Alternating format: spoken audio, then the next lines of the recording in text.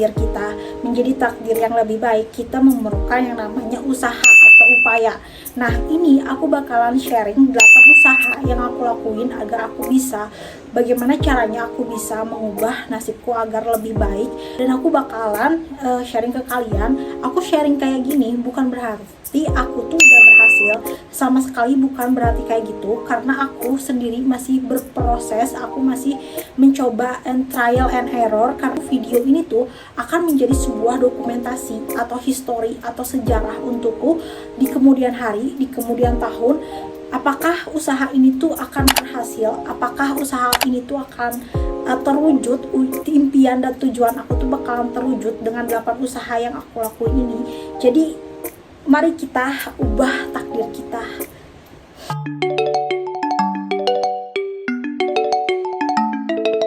Usahaku yang pertama yaitu adalah menghargai waktu. Oke, ini agak template tapi ini penting karena ini adalah kunci untuk kita bisa mengubah takdir kita. Oke. Jadi harus kalian ketahui dulu bahwa kita tuh nggak tahu waktu kita tuh sampai kapan. Kalian itu jangan terlalu terlena dengan umur kalian. Aku nggak tahu umur kalian yang nonton ini berapa tahun, kalian bisa komentar di bawah. Tapi waktu itu benar-benar gak bisa diulang kembali. Kalau aku nih ya, banyak banget penyesalan yang aku lakukan ketika sudah seusia ini, dan aku tuh kayak merasa aku bahkan telat untuk membuat video ini, aku bahkan telat untuk menciptakan tindakan atau usaha ini. Tapi aku harap aku bisa panjang umur, aku harap aku bisa sehat selalu, aku harap juga kalian bisa panjang umur. Dan aku tahu kalian juga pasti tahu, untuk kita meraih kesuksesan, untuk kita meraih tujuan yang kita inginkan, untuk kita bisa mengubah nasib atau takdir kita yang menjadi yang lebih baik, kita membutuhkan waktu yang tidak sebentar, kita membutuhkan waktu yang dia itu cukup lama. Mungkin kalau misalkan kita beruntung mungkin bisa cukup cepat, tapi kalau misalkan kita kurang beruntung, kita harus banyak usaha. Ketika kita harus banyak usaha, artinya harus ada waktu yang harus kita korbankan. Jadi kita harus melakukan strategi bagaimana hari-hari kita yang kita lalui itu bermanfaat. Hari-hari yang kita lalui itu bukan hari-hari dengan kegiatan-kegiatan yang tidak membawakan kita ke tujuan kita gitu. Jadi aku benar-benar sangat menghargai waktuku kali ini. Aku banyak tindakan yang aku lakukan, banyak kegiatan yang aku eliminasi. Bagaimana aku bisa memisahkan waktuku itu dengan membuang kegiatan yang menurutku membuang waktu, dan kegiatan yang menurutku ini adalah worth it banget untuk dilakuin dengan waktu segini dan untuk selesai segini dan harus dilakukan di jam segini. Jadi aku benar-benar memanajemen waktuku seefisien mungkin, sebaik mungkin, karena waktu itu benar-benar adalah hal yang paling berharga. Karena waktu itu adalah kunci dari kesuksesan kita ke depannya. Dengan kita disiplin dengan waktu yang diberikan oleh Tuhan kepada kita, maka kita itu nantinya ke depannya akan memperoleh hasil yang kita harapkan. Itu adalah harapan kita, tapi kita tidak tahu ke depannya bagaimana. Jadi menurutku, aku paling penting itu usaha yang aku lakuin adalah dengan menghargai waktu, dengan disiplin dengan waktu, dan juga jangan kalian tuh kayak anak muda sekarang yang aku lihat, bahkan aku yang dulu gitu ya, aku tuh terlalu banyak membuang waktuku ke hal-hal yang tidak penting. Contohnya aku scrolling sosmed sampai berjam-jam. Niatnya jam 12 aku scrolling sosmed untuk istirahat. Ketuluyan tuh tahu gak sih? Kebablasan sampai jam 3, jam 4. Itu membuang waktu berhargaku sampai berapa jam. Terus juga aku pas waktu mungkin yang cowok-cowok itu bermain game sampai seharian penuh. Itu kalian padahal hari itu tuh kalian bisa lakukan dengan kegiatan yang lebih bermanfaat, kegiatan yang bisa melakukan suatu potensi diri kita yang menjadi lebih baik, yang sesuai dengan tujuan kita gitu. Jadi tolong banget buat kalian yang nonton ini, hargailah waktu dan disiplinlah dengan waktu. Karena aku benar-benar ngerasain banget kalian nanti kalau misalkan udah tua, kayak aku merasa udah tua ya, aku aku benar-benar menyesal, tapi menyesal itu nggak ada gunanya. Jadi aku coba untuk bisa memperbaiki sekarang gitu. Jadi benar-benar kita harus yang namanya menghargai waktu kita, dengan caranya kita disiplin dan kita komitmen, dan kita juga setiap harinya harus melakukan kegiatan-kegiatan yang sekiranya itu bisa memberikan kita dorongan atau bantuan, atau memberikan kita itu kemajuan agar kita itu bisa mencapai tujuan yang kita inginkan, kayak gitu. Contohnya itu gimana sih yang aku lakuin gitu ya, ketika aku mengatur waktuku untuk disiplin gitu. Yang pertama itu adalah aku selalu melihat jam, entah itu di HP ku, entah itu pakai jam tangan, entah itu di jam dinding. Ketika aku pertama menulis dulu kegiatan. Untuk kegiatan gak usah sok produktif dengan menulis banyak kegiatan. Kalau aku pribadi, ketika aku menulis banyak kegiatan itu malah aku gak bisa menaatinya, mentepatinya gitu. Aku sering banget dulu itu aku salah gitu ya. Kalau misalkan kalian tahu prinsip Pareto 80/20, jadi gimana 80/20? Jadi 80 hasil yang kita dapatkan itu hanya dari 20% tindakan yang kita lakukan. Itu adalah prinsip dari Pareto. Dan emang jadi prinsip itu tuh kayak, menurutku tuh kayak prinsip ekonomi. Jadi kalau ekonomi itu tuh kita harus punya modal sekecil-kecilnya, kita usaha sekecil-kecilnya untuk mendapatkan keuntungan sebanyak-banyaknya. Nah, prinsip Pareto tuh kayak gitu, kayak kurang lebih kayak gitulah.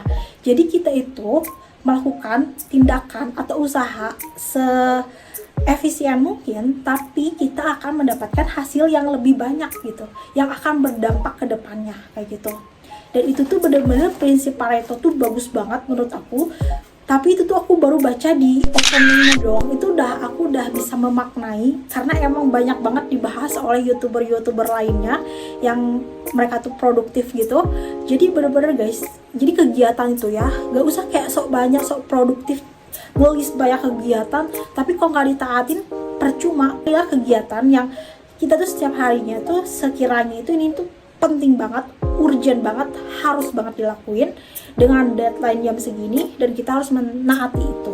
Jadi kayak gitu. Terus juga kayak manajemen waktu, kayak dari sekolah kita kan kayak harus berangkat jam segini, istirahat jam segini, pulang jam segini, itu waktu. Jadi benar-benar waktu tuh gak bisa terbayarkan, gak bisa kita beli juga. Jadi menurutku menghargai waktu dengan disiplin waktu itu sangat penting, karena itu kayak key atau kunci dari kesuksesan, kayak gitu. Lanjut ke usahaku yang kedua.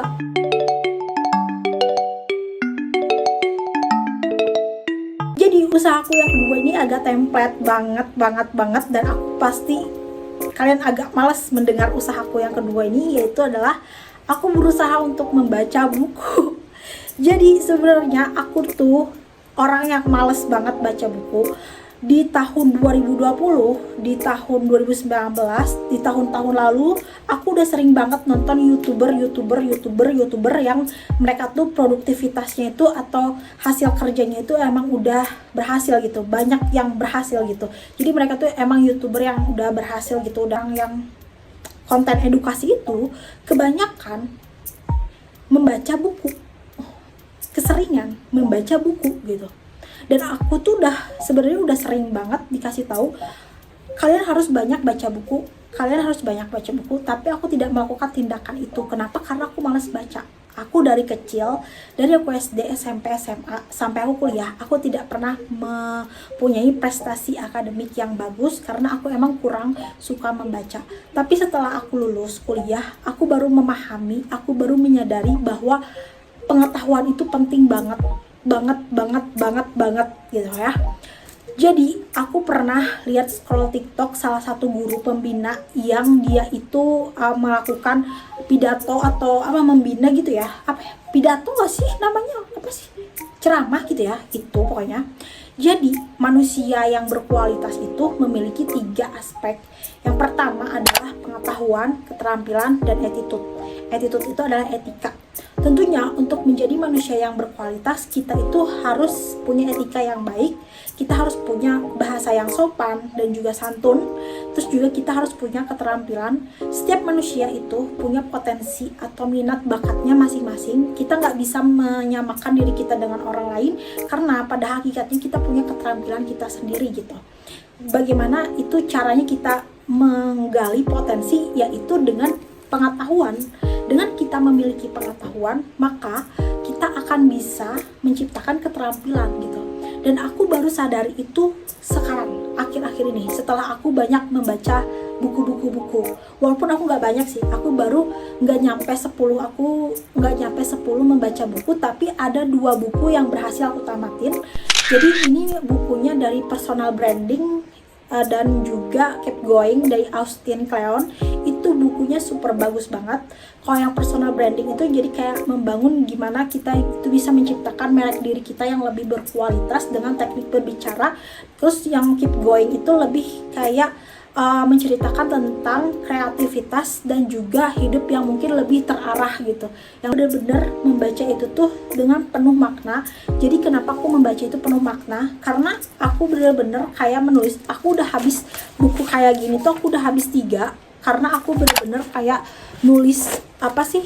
Jadi setiap aku baca tuh, aku nggak cuma baca doang guys, aku tuh pelupa banget, pelupa akut malah ya. Jadi aku tuh kalau misalkan baca buku tuh aku tulis, walaupun tulisanku jelek banget, tapi yang penting bisa kebaca. Jadi aku tulis apa intisarinya, yang mungkin ini tuh harus aku repetisi. Jadi repetisi itu adalah aku mereview ulang agar otakku tuh inget gitu, agar otakku tuh permanen ingetnya gitu. Jadi aku kayak tiap aku baca buku, bener-bener ya, tiap aku baca buku aku bukan cuman kayak baca doang, enggak, aku tuh harus nulis juga gitu. Kenapa aku harus nulis juga? Agar aku tuh ingat gitu, karena aku otaknya tuh lemot banget gitu, otaknya tuh susah nempel gitu ya. Jadi aku udah habis buku kayak gini tuh udah 3 guys. Kenapa? Karena emang aku setiap baca aku kayak nulis poin pentingnya aja ya, poin pentingnya aja.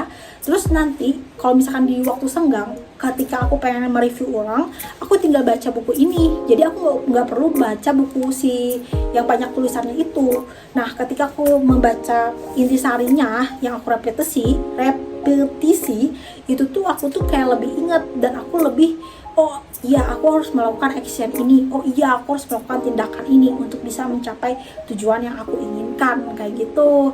Jadi benar-benar pengetahuan itu benar-benar kayak sedahsyat itu dengan kita bisa banyak membaca buku. Kalau misalkan kalian itu sebenarnya kalian harus tahu dulu gaya belajar kalian tuh kayak gimana guys, karena aku juga baru baca bukunya Do You Do punyanya Kak Ruby ya nggak sih, aku takut salah.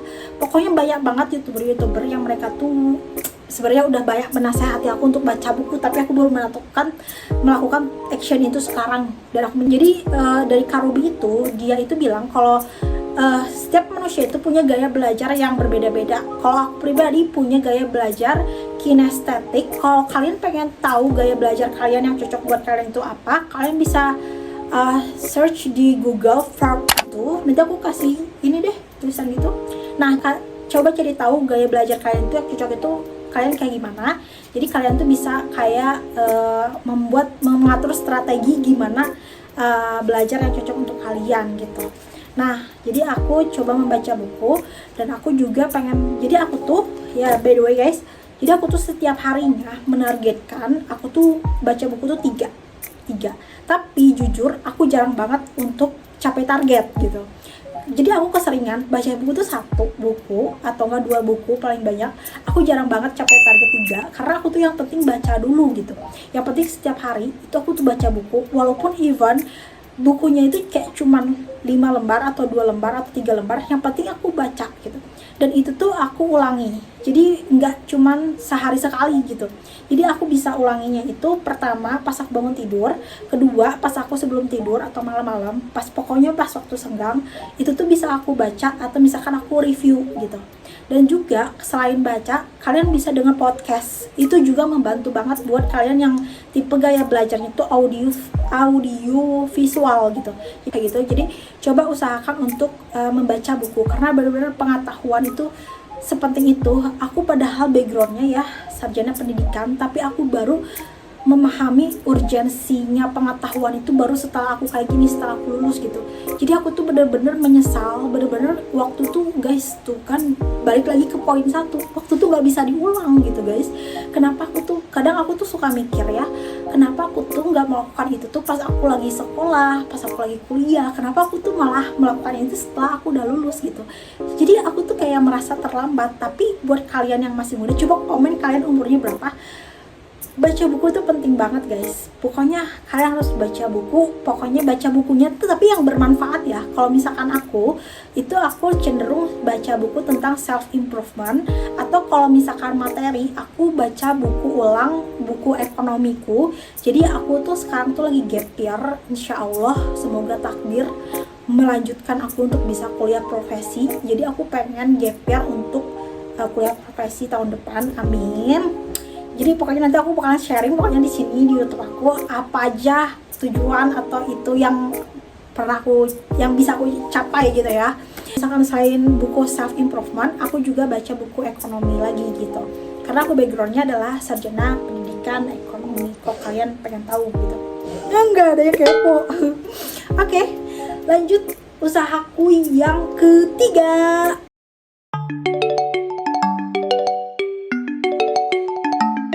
Oke, usahaku yang ketiga adalah mengurangi main sosial media. Ini berdampak banget, hebat banget dampaknya. Aku sekarang itu adalah hari ke-6 aku tanpa sosial media, Instagram dan Facebook. Dan ini tuh banyak banget dampaknya. Kalau misalkan kalian kepo, kalian bisa cek channel aku. Kayaknya bakalan aku upload sebelum video ini.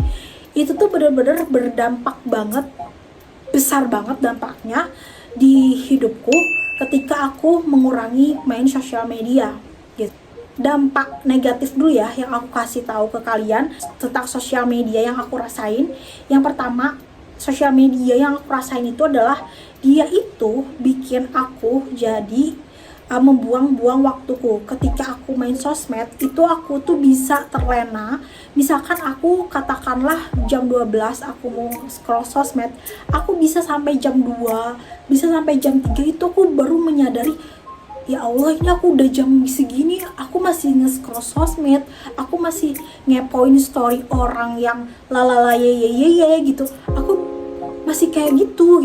Dan aku tuh kayak membuang waktuku gitu. Yang paling penting, yang paling aku rasain ketika aku main sosial media itu adalah aku membuang waktuku yang begitu berharga dan tidak bisa diulang-ulang.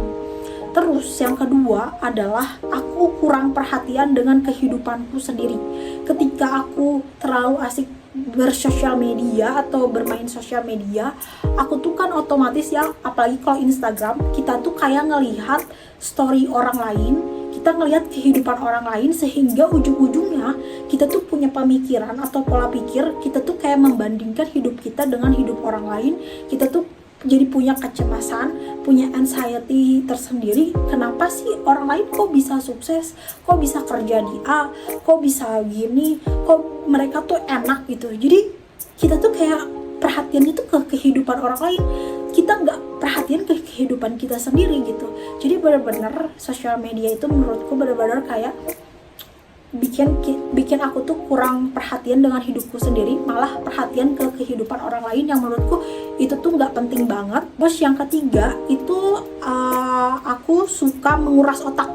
Bermain sosial media itu menguras otak, terutama ketika aku dihadapkan aku ingin beropini gitu. Di Facebook kebanyakan aku tuh kan sering sharing hal yang lagi trending. Jadi sharing yang lagi banyak di-share sama orang-orang. Kadang di sosial media Facebookku itu, aku itu memberikan opini. Opini itu pendapat. Jadi pendapatku tuh kadang panjang. Jadi kayak seakan-akan tuh gue pintar gitu. Padahal gue memang gak pintar gitu kan. Jadi aku tuh kayak sok-sokan gitu loh di sosial media. Kayak so jago, so paling pintar, so paling benar, so paling oke. Dan aku tuh paling malas banget kalau misalkan diri aku itu ngetik panjang untuk hal yang tidak berguna. Aku tuh kayak menyesali hal itu. Karena apa? selain menguras otak, itu juga menguras waktuku jadi terbuang dengan mengetik panjang, karena itu kan kita kayak mikir dulu ya, oh ngetik gini biar kelihatan pintar, oh ngetik gini biar kelihatan bener, oh ngetik gini biar kelihatan keren, kayak gitu kan kita mikir kan otomatis, dan itu tuh kayak nggak penting banget dan nggak ada kontribusinya untuk menuju ke tujuan yang kita impikan gitu. Dan itu tuh adalah sosial media yang aku rasain dampaknya gitu, dampak buruknya gitu. Dan aku benar-benar kayak ingin mengurangi kapasitasku untuk membuka sosial media itu. Yang pertama Instagram dan juga Facebook. Dan aku udah melakukan eksperimen ini selama 6 hari dan benar-benar dampaknya tuh banyak banget ke kehidupan aku. Aku sekarang lebih perhatian dengan hidupku, karena dengan kita perhatian dengan hidup kita, maka kita akan mencintai hidup kita. Dengan kita perhatian dengan hidup kita tidak akan membandingkan hidup kita dengan hidup orang lain, karena pada hakikatnya suksesnya orang lain dengan suksesnya diri kita itu beda. Sukses kamu dengan sukses aku itu beda gitu. Kondisi aku dengan kondisi kamu itu beda. Jadi kita nggak boleh membandingkan diri kita dengan orang lain. Dan kita juga harus punya prinsip sendiri, harus punya pola pikir sendiri, karena pada hakikatnya kita tuh beda-beda background, kita tuh beda-beda potensi, kita itu beda-beda minat, kita tuh beda-beda lingkungan, kita tuh beda-beda pola pikir. Jadi kayak gitu.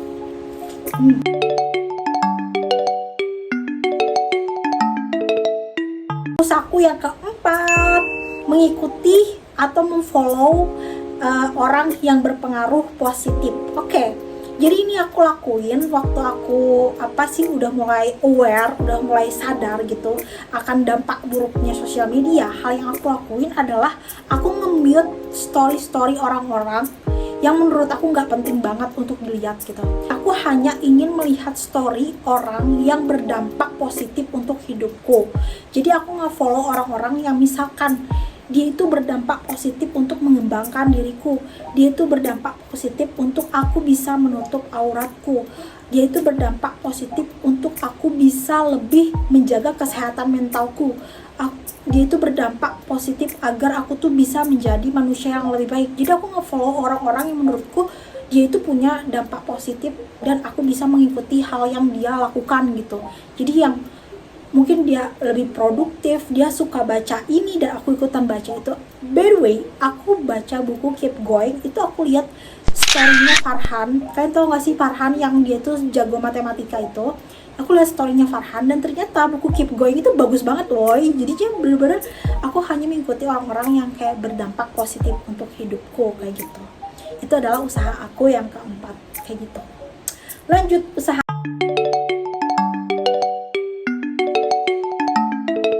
aku yang kelima, ciptakan tindakan dan kurangi wacana.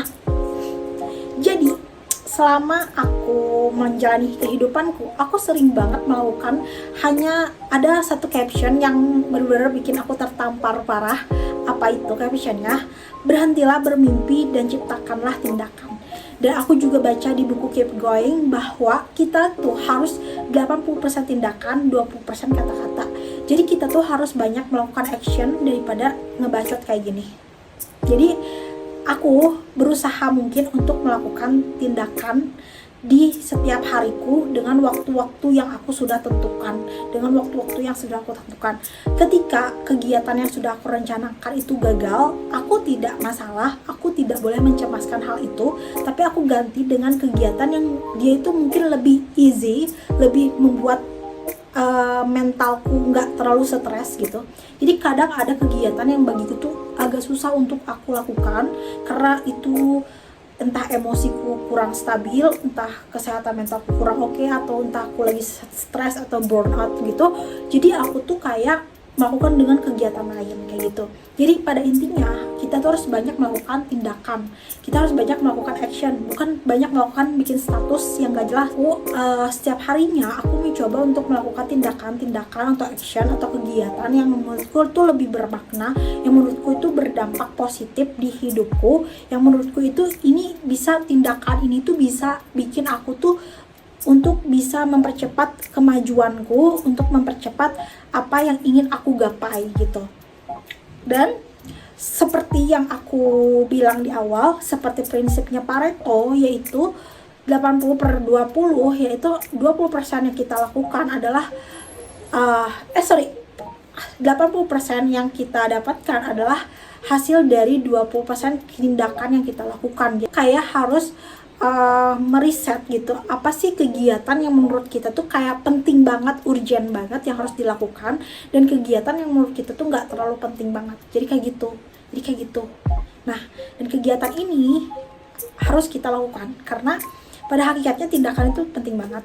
Jadi aku juga ada nih baca, kita tuh kayak percuma gitu. Misalkan aku udah namatin 2 buku. Yang pertama Personal Branding sama Keep Going. Dan ada satu buku beberapa dulu banget, itu aku lupa buku-buku apa, tapi jujur buku itu tuh hanya cuma dibaca doang, tapi nggak aku lakuin tindakannya, dan itu sangat percuma. Jadi kalau misalkan kita baca 1000 buku tentang self improvement dan lain-lain, tapi kalau misalkan kita tidak melakukan tindakan atau action, itu kayak sama aja bohong. Jadi kita tuh harus banyak melakukan tindakan, bukan hanya sekedar kata-kata, bukan hanya sekedar wacana, bukan hanya sekedar list, tapi kita harus melakukan tindakan itu dengan sepenuh hati, dan kita harus nikmati prosesnya guys. Kita tuh harus menikmati proses yang harus kita lalui, dan proses untuk bisa mencapai sukses itu tidaklah sebentar. Jadi kita harus nikmati prosesnya, kayak gitu. Jadi ciptakan tindakan mulai dari sekarang.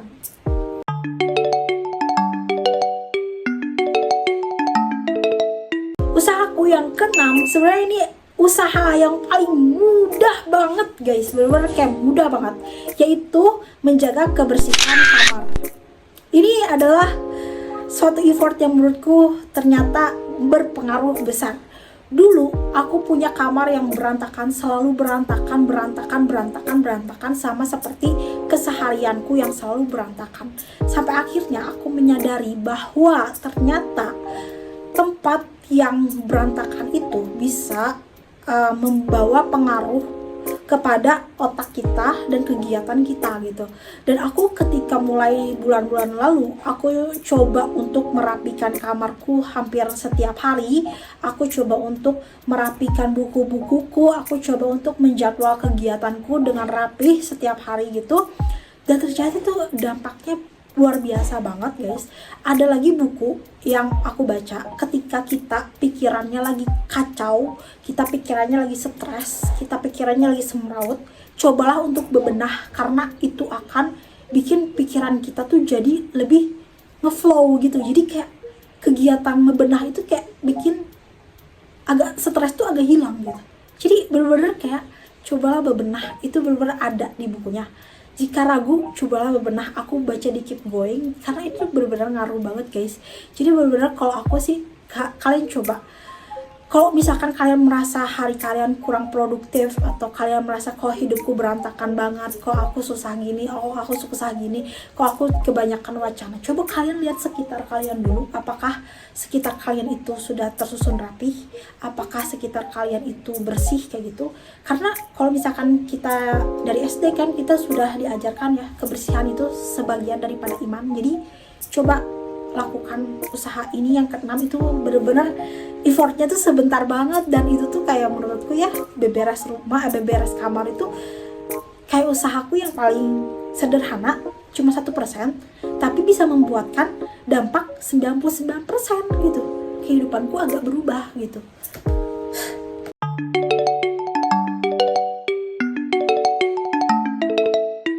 Usahaku yang ketujuh adalah mengubah pola makan sehat. Jadi sebenarnya pola makan ini, kalau misalkan kalian lihat YouTubeku yang lama di 2019,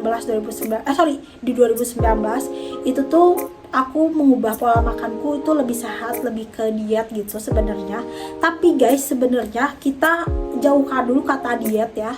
Karena ketika kita mengubah pola makan kita menjadi lebih sehat, selain kita menjaga kondisi tubuh kita, kesehatan kita, kita juga bisa menyelamatkan waktu kita dan menghindari kita dari penyakit. Karena jujur, sehat itu adalah number 1. Ketika kita tidak sehat, kita tidak akan bisa menikmati apapun yang ada di dunia ini. Kayak kamu punya uang 30 miliar tapi kalau kamu gak sehat, kamu gak akan menikmati itu gitu. Jadi sehat itu nomor satu, dengan caranya apa? Mengubah pola makan yang lebih sehat gitu. Nah, pola makan yang lebih sehat ketika kita memberikan asupan makanan ke tubuh kita yang berkualitas, itu protein, itu serat, itu karbohidrat yang lebih kompleks, vitamin kayak gitu-gitu, pokoknya yang lebih sehat ke tubuh kita, yang berkualitas, itu akan memberikan asupan kepada otak kita, sel-sel dalam tubuh kita, dan itu tuh akan lebih kayak memberikan dorongan kita untuk melakukan hal atau berpikir lebih jernih gitu. Kalau di aku, yang aku rasain gitu ya. Nah, jadi aku benar-benar ngerasa ngubah pola makan itu berdampak banget, bukan cuma untuk biar langsing aja gitu ya. Aku merasa berat badanku agak turun setelah aku mengubah pola makanku. Jadi ketika aku untuk makan makanan yang kurang sehat, aku tuh kayak agak mikir dulu, kayak aku gak boleh makan ini karena nanti bakalan gini, bakalan gitu. Tapi jujur aku masih ngemil, aku masih suka gula atau manis-manisan gitu. Cuman aku kapasitasnya tuh aku kurangi gitu. Jadi aku nggak mau, jujur ya, pola makan sehat itu harus kita dominasi. Tapi kalau misalkan kita mau jajan yang kotor gitu, kita juga nggak boleh kayak menahan diri kita. Karena apa? Nanti kita stres gitu. Nanti kita stres ketika kita nggak mau makan makanan yang sebenarnya tuh, aduh itu pengen makan, aku makan tapi ini nggak sehat. Tapi sebenarnya itu boleh aja kita makan, cuman kapasitasnya itu jangan terlalu banyak kayak gitu. Oke?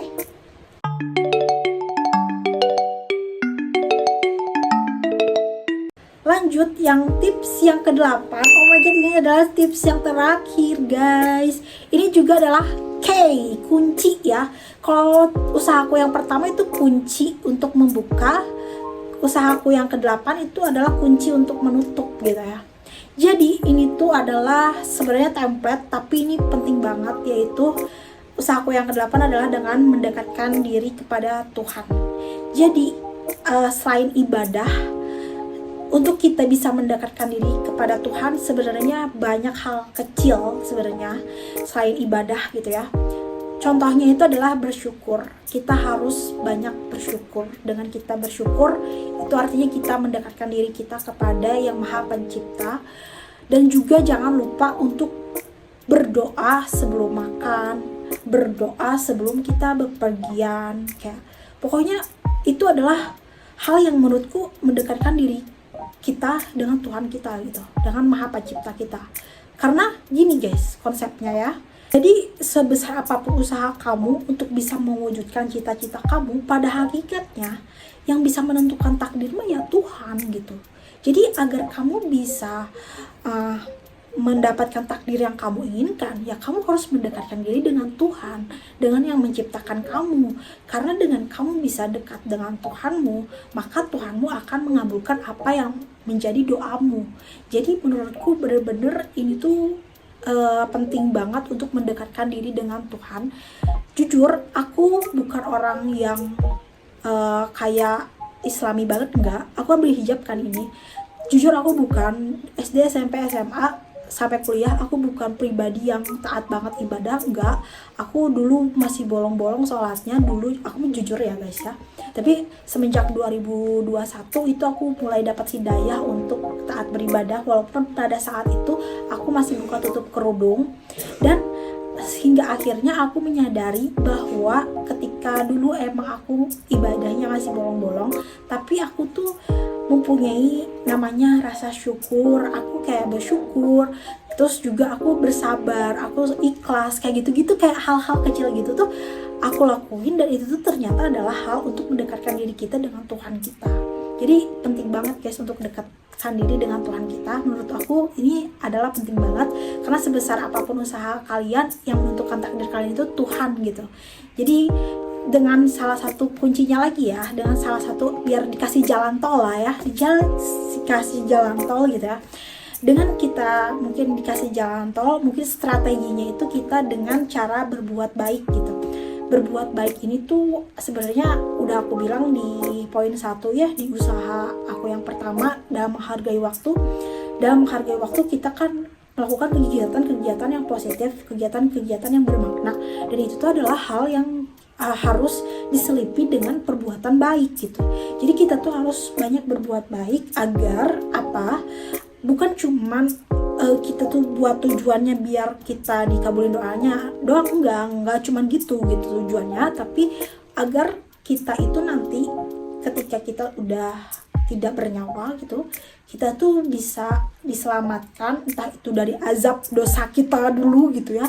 Jadi kita tuh intinya gini ya guys ya, aku punya quote yang kemarin banget aku pikirin. Jadi berbuat baik itu sebenarnya tidak memerlukan feedback. Jadi ketika kita berbuat baik, kita tuh sebenarnya nggak boleh mengharapkan yang namanya imbalan bakalan diperlakukan baik juga.